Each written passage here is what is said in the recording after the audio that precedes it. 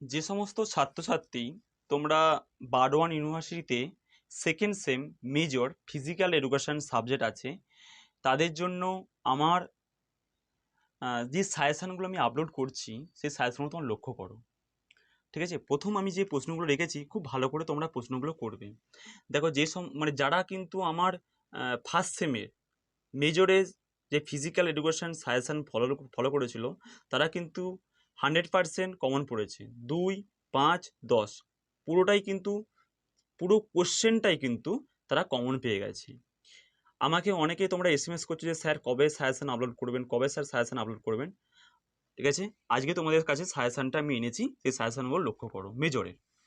মেজরের কি প্রথম প্রশ্ন, WHO ও ইউনেস্কো সম্বন্ধে বিস্তারিত আলোচনা করো। এই প্রশ্নটা যদি ঘুরিয়ে দেয় যে WHO এবং ইউনেস্কো এর স্বাস্থ্য সম্পর্কিত বিভিন্ন কার্যাবলীগুলো আলোচনা করো। ক্লিয়ার?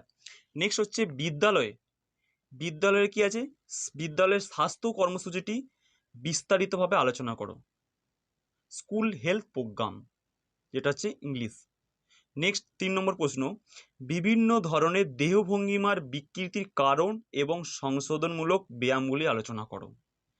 দেহভঙ্গিমা, লোডোসিস, কাইপোসিস, ফ্ল্যাট ফুট, নগ্নি, এই যে বিষয়গুলো আছে, হয়তো তোমরা সবটাই পড়েছো, কোনো এই বিষয়গুলো টপিক একটা তুলে দিল, লোডোসিস, কাইপোসিস, কোলিওসিস, নগ্নি, ফ্ল্যাট ফুট, এই 4-5টা দিয়ে দিল যে এ সম্বন্ধে এর কারণ, এর সংশোধনমূলক ব্যায়ামগুলো আলোচনা করো। ঠিক আছে, নেক্সট প্রশ্ন, শারীরিক সক্ষমতা কাকে বলে? শারীরিক সক্ষমতা উপাদানগুলি আলোচনা করো।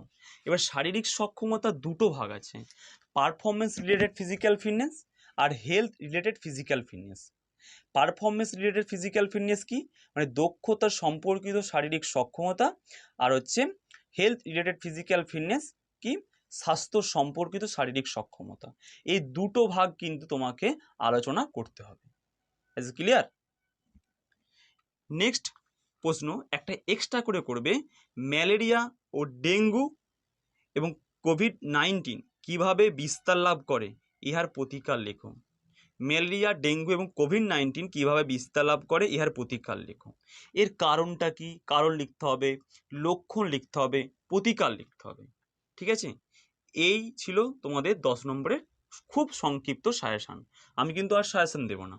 ওকে, এবারে অনেক ছাত্রছাত্রী দেখছি বলছে যে স্যার নোট দিন, অনেক ছাত্রছাত্রী আমাকে চাইছে স্যার নোট দিন। দেখো, আমি ইউটিউবে কোনো মতেই আমি নোট দিতে পারবো না। কারণটা হচ্ছে, যারা অফলাইন মোডে প্লাস অনলাইন মোডে যারা আমার কাছে পড়াশোনা করে, তাদের কি বলতো, তাদের কাছে আমাকে জবাবদিহি করতে হবে। আমি কেন জবাবদিহি করতে যাব বলো?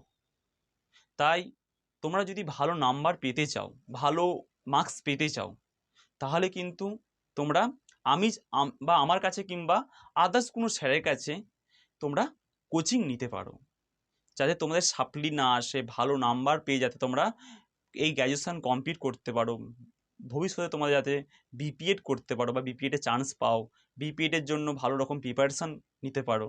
ঠিক আছে, আর যা আমি এই কথাটাই বলবো, তোমরা যেই কোনো চ্যানেলেই হোক না কেন, যাকে ফলো করো অবশ্যই তাকে ফলো করে তোমরা আগিয়ে যেও।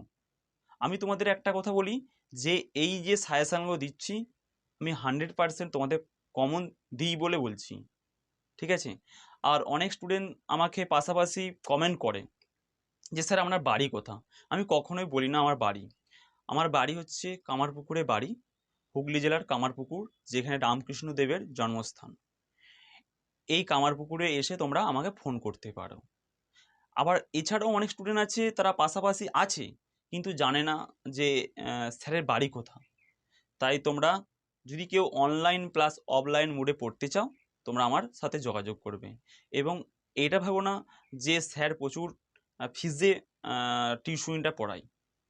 আমি যথেষ্ট যারা আর্থিকভাবে পিছিয়ে পড়া স্টুডেন্ট, তাদের কথা ভেবে আমি অনেকটাই কম রেটেই কিন্তু পড়াই। ওকে, এবার আসি 5 নম্বরের সাজেশান, স্থূলতা বা ওবিসিটি কাকে বলে, স্থূলতার কারণ ও প্রতিরোধের উপায়গুলি লেখো। নেক্সট প্রশ্ন, স্বাস্থ্য শিক্ষার লক্ষ্য ও উদ্দেশ্য আলোচনা করো। নেক্সট প্রশ্ন, স্বাস্থ্য শিক্ষার সংজ্ঞা দাও এর নীতিগুলি উল্লেখ করো। মধুমেহ রোগ বা ডায়াবেটিস কি? মধুমেহ রোগের ধরন এবং ব্যবস্থাপনা উল্লেখ করো। নেক্সট প্রশ্ন, স্বাস্থ্য শিক্ষা ধারণা এবং বিভিন্ন দিকগুলি উল্লেখ করো। স্বাস্থ্য শিক্ষা ধারণা এবং বিভিন্ন দিকগুলি উল্লেখ করো। শেষ প্রশ্ন, যে সুস্থতার উপাদানগুলি সংক্ষিপ্তভাবে আলোচনা করো।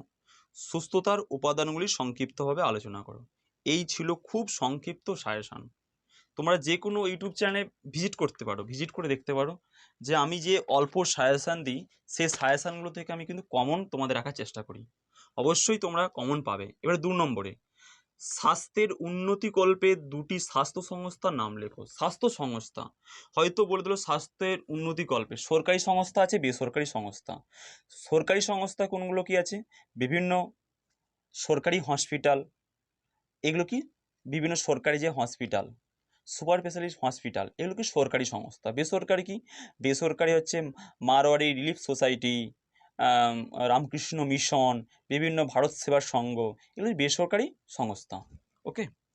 মানসিক স্বাস্থ্য কাকে বলে? মেন্টাল হেলথ কাকে বলে? সুষম খাদ্য কাকে বলে? এটি ভেরি ইম্পর্টেন্ট প্রশ্ন। আর মেন্টাল হেলথ কাকে বলে? এটা কিন্তু ভেরি ইম্পর্টেন্ট প্রশ্ন। জলে দ্রবণীয় দুটি ভিটামিনের নাম লেখো।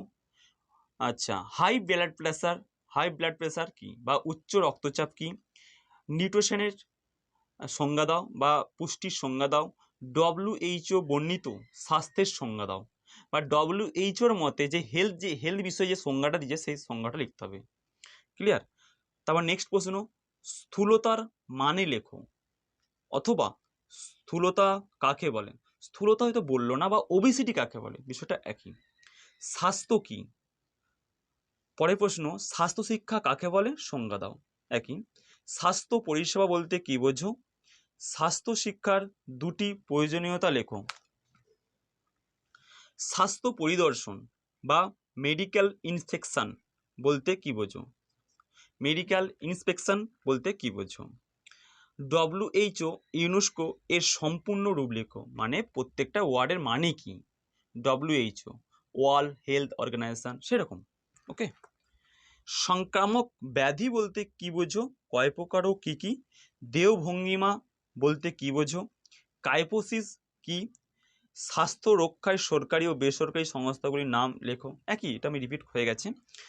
খাদ্য কি? খাদ্য কয় প্রকার ও কী কী? ঠিক আছে। ভিটামিনের সংজ্ঞা দাও। এই ভিটামিনের সংজ্ঞা, তোমরা ভিটামিন পড়েছো, হয়তো প্রশ্নটা ঘুরিয়ে দিল খাদ্যপ্রাণ কি? একই প্রশ্ন, খাদ্যপ্রাণ কি বাবা? খাদ্যপ্রাণ আবার কি হতে পারে? প্রশ্নটা কিন্তু এই বিষয়টা কিন্তু কোনোভাবেও হুবলেস হবে না, যে ভিটামিনটাই হচ্ছে খাদ্যপ্রাণ। পুষ্টির দুটি গুরুত্ব লেখো। ম্যালেরিয়া ও ডেঙ্গু রোগের বাহকের নাম ও রোগ জীবাণুর নাম লেখো। ডায়াবেটিস কি? সক্ষমতা কাকে বলে? সহনশীলতার সংজ্ঞা দাও। প্রতিক্রিয়ার সময় মানে রিয়াকশান টাইম, ঠিক আছে। আর খাদ্যের উপাদানগুলি কি কি? খাদ্যের উপাদান কার্বোহাইড্রেট, প্রোটিন, ফ্যাট, ভিটামিন, খনিজ লবণ, জল, ঠিক আছে।